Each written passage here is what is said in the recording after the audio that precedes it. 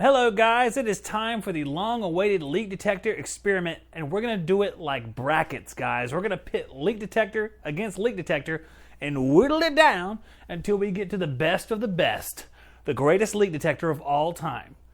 Our first showdown is on 134A, and we're going to take it one bit at a time. So we can do week after week, we can do leak detector after leak detector and see who is the best of the best on each refrigerant. So what we're going to do is this week we're going to pit brother against brother. What does that mean? Let me tell you. D-Tek Select against Tek-Mate. Who will be the best on 134A? Let's get down to business.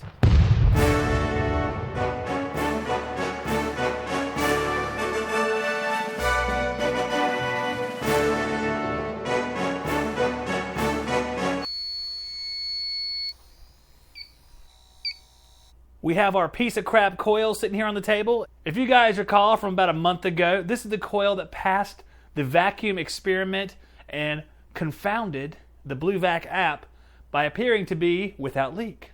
But it does leak. We proved that in the bath outside. In fact, I have located the leak on the underside of this coil. As you guys can see right here, I put a very nice chicken wire staple into the coil, not into the piping.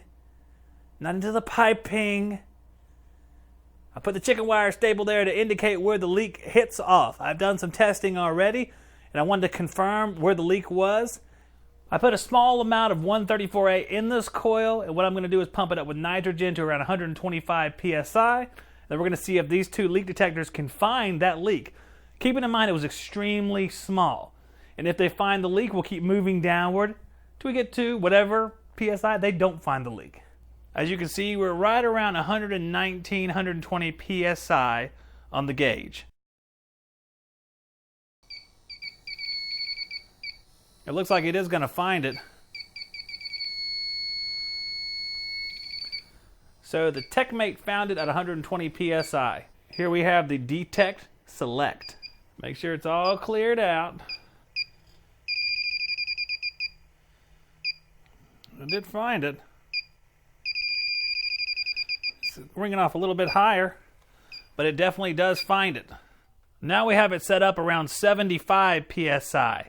So we've dropped right around 50 psi to make the leak detection more difficult. Let's try the D-Tek, and then we can try the Tek-Mate.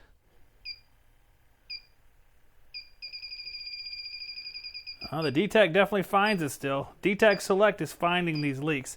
All right, let's try the Tek-Mate to see if it'll find the leak.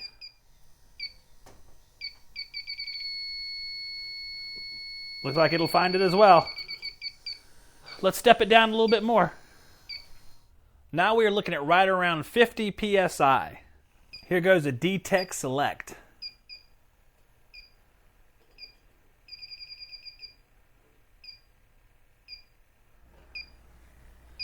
Looks like nothing that time for the D-Tek Select. Here we have the Tek-Mate.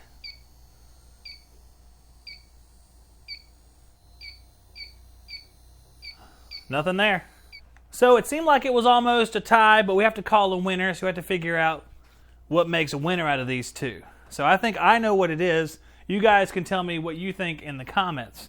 So we have the D-Tek Select, and I think it costs around 400 bucks, maybe a little bit less. We have the Inficon Tek-Mate, which is like half that price, maybe a little bit less.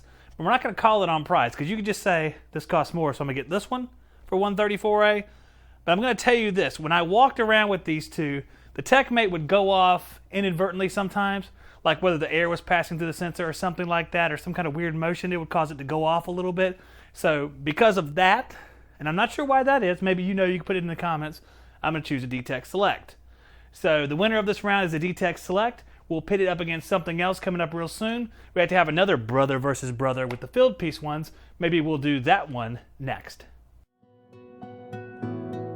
If you would like to support HVAC Shop Talk, please go to subscribestar.com/Zach-Ciota.